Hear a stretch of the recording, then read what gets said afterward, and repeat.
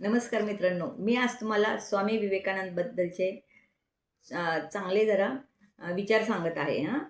अ, जर जर तुमच्याकडे ₹2 असतील, तर ₹1 रोटी घ्या आणि ₹1 पुस्तक घ्या. रोटी तुम्हाला जगण्यास मदत करेल, तर पुस्तक तुम्हाला जगावे कसे ते शिकवेल. तुमच्याकडे बघून भुंकणाऱ्या प्रत्येक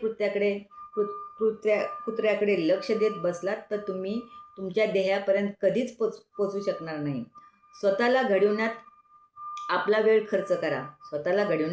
वेळ खर्च करा. म्हणजे तुम्हाला इतरांना दोष द्यायला वेळच मिळणार नाही.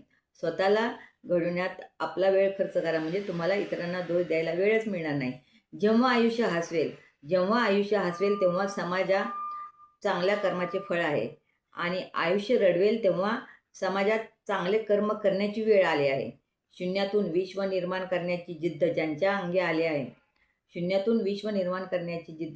अंगी असतो तोच खरा कर्तृत्ववान होय. थोर माणसाची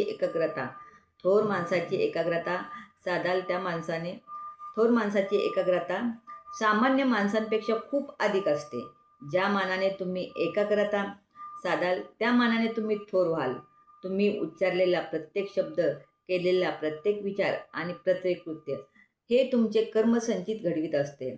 दुष्ट विचार आणि दुष्ट कृती ह्या जशा तुमच्यावर वाघासारख्या झडप घालायला टपलेल्या असतात, तसेच तुमचे शुभ विचार, कृती, कर्म हजारो लाखो देव दूतांची शक्ती धारण करून तुम्हाला सामर्थ्य देण्यासाठी, तुमचे रक्षण करण्यासाठी सदैव सिद्ध असतात. कोणतेही कार्य अडथळ्यावाचून पार पडत नाही. शेवटपर्यंत जे प्रयत्न करीत राहतात त्यांना यश प्राप्त होते. आयुष्यात जोखीम पत्करा.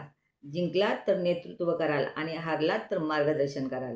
जीवनात एकदा ध्येय निर्धारित केल्यानंतर पुन्हा मागे वळून पाहू नका. कारण पुन्हा पुन्हा मागे वळून पाहणारे इतिहास घडवीत नाहीत.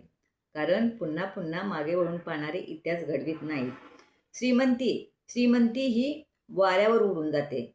कायम टिकणारी एकच ते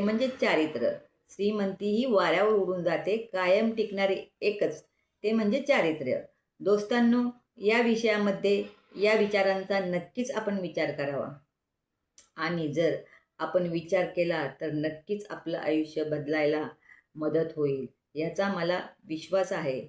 मित्रांनो, जर आवडले असतील चॅनल तर सबस्क्राईब करा. जय हिंद, जय महाराष्ट्र.